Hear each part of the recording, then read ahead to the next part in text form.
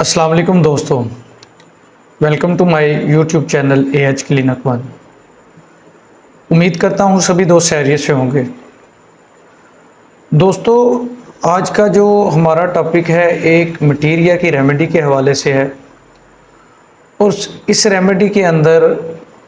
जो under arms पसीना आता है या बगल के अंदर जो पसीना आता है तो इंतहाई ऑफेंसिव पसीना आता है और इसके अलावा कुछ ऐसी सिम्टम्स पाई जाती हैं जिनकी बेस पर इसे प्रिस्क्राइब करना इंतहाई आसान है और इसकी चंद डोजेज़ मरीज़ को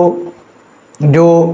अंडर आर्म पसीना आता है, बगल के अंदर पसीना आता है, ऑफेंसिव स्मेल आती है, उसको मुकम्मल तौर पर ठीक कर देती है। दोस्तों, आज की रेमेडी का नाम इल्म सिपा है और ये रेमेडी सुर्ख प्याज से बनी हुई है। इस रेमेडी की कुछ पिक्यूलियर सिम्टम्स हैं, जैसे कि मरीज़ को फ्लू होता है, फ्लू होने के साथ मरीज़ को नोज़ के अंदर इरिटेशन होती है, इचिंग होती है, खारिश होती है, झंझनाहट महसूस होती है, जिसकी वजह से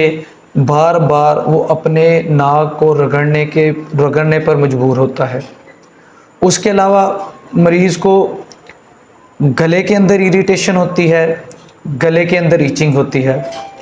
और ये जो फ्लू होता है, मरीज़ को जब इसका कैटरा गले के अंदर गिरता है तो उस वजह से गले के अंदर ज़ख़म बनना शुरू हो जाते हैं और इस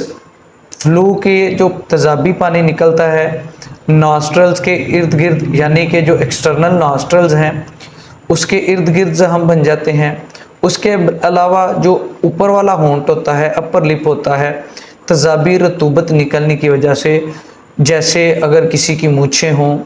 और अगर कोई मूँछें हों तो वो ब्रोनिश हो जाती हैं, जैसे कि वो किसी चीज़ से जली हुई हैं। इसके अलावा ऊपर वाला जो होंठ होता है, अगर क्लीन शेव मरीज़ हो तो उसका जो ऊपर वाला होंठ होता है उसके ऊपर ज़ख़म बन जाते हैं। दोस्तों, ये इल्म सिपा का ज़ुकाम है जिसमें आँखों के अंदर तो किसी किस्म की कोई ख़ारिश नहीं होती, लेकिन नाक के अंदर शदीद ख़ारिश और इसी तरह गले के अंदर शदीद ख़ारिश का सामना मरीज़ को करना पड़ता है। इसके अलावा दोस्तों, ज़ुकाम के साथ बहुत ज़्यादा छींकें मरीज़ को आती हैं। उसके अलावा ज़ुकाम शाम के वक्त गर्म कमरे के अंदर ज़्यादा हो जाता है, खुली हवा के अंदर मरीज़ को बेहतरी महसूस होती है। दोस्तों, ये एक ख़ास अलामत है जो इल्म सिपा के अंदर देखी जाती है, यानी कि नाक के अंदर से तेज़ाबी रतूबत का खारिज होना, जिसकी वजह से एक्सटर्नल नॉस्ट्रल्स यानी कि जो नाक की ओपनिंग है उनके ऊपर ज़ख़म बन जाना, बलाई होंठ के ऊपर ज़ख़म बन जाना और उसके अलावा गर्म कमरे के अंदर शाम के वक्त छींकों का, इचिंग का इजाफ़ा हो जाए, खुली हवा के अंदर मरीज़ को सुकून महसूस हो। इसके अलावा दोस्तों, मरीज़ को शदीद खांसी होती है। इसके अलावा दोस्तों, एक और मटीरिया की रेमेडी है जिसके अंदर अंडर आर्म पिट्स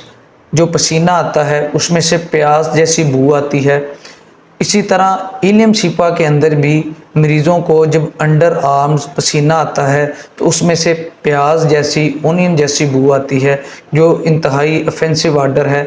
इंतहाई स्मेली आर्डर है, जिसकी वजह से जो साथ बैठे लोग होते हैं वो भी परेशान हो जाते हैं और वो भी बुरा महसूस करते हैं। दोस्तों, क्लिनिकली मैंने मरीज़ों को जिनको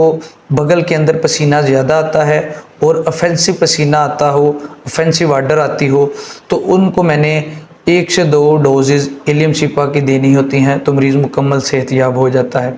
इसके अलावा दोस्तों, इल्म सिपा के अंदर इसकी जो पाइल्स हैं उसमें मरीज़ को अगर तो वो चले तो तकलीफ़ में इजाफ़ा होता है, तो उसमें अगर इल्म सिपा को चलते हुए पाइल्स के अंदर दर्द में इजाफ़ा हो जाए तो इस्तेमाल किया जाए तो इसके भी बड़े अच्छे खासे रिज़ल्ट देखने को मिलते हैं। दोस्तों, ये एक छोटी सी रेमेडी थी जो ख़ुसूसन ज़ुकाम, बगलों के पसीने की बू और उसके अलावा मरीज़ों को جو ہے گلے کے اندر اریٹیشن، نوز کے اندر اریٹیشن کے لیے استعمال کی جاتی ہے۔ میں امید کرتا ہوں آپ کو یہ ویڈیو پسند آئے گی۔ اس کے علاوہ جو دوست میرے چینل پہ نئے ہیں وہ چینل کو سبسکرائب کریں، بیل آئیکن کے بٹن کو پریس کریں تاکہ ہماری آنے والی ہر نئی ویڈیو آپ کو بر وقت موصول ہو سکے۔ شکریہ۔